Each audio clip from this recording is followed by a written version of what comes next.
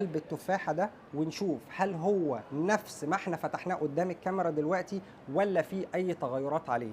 في حالة إن هو نفس الوضع بالظبط إذا العسل بيشتغل كمادة حافظة برضه، وده تأكيد للتجربة الأولانية والنظرية الأولانية. حصل أي تغيرات يبقى النظرية التانية هي احتمالية صوابها هي أصح بكتير جدا من النظرية الأولى. يلا بينا كده نقول بسم الله. قول بسم الله، نلبس كده أحلى جلافز. الكلام برضو لازم يكون على الرايق عشان خاطر ايه، نحس ان احنا في معمل.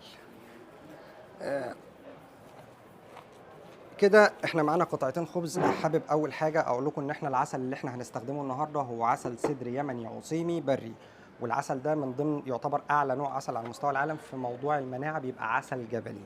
تمام. في نسب مضادات اكسده عاليه ونسب مالتي فيتامينز عاليه، فده من الحاجات اللي بترفع من كفاءه الجهاز المناعي. ولو عايزين تطلبوا العسل ده هتلاقوه موجود حاليا على الويب سايت الرسمي والوحيد بتاعي في مصر، هتلاقي اللينك بتاعه موجود في البايو. نقول كده بسم الله. ادي قطعتين الخبز وادي نوع العسل.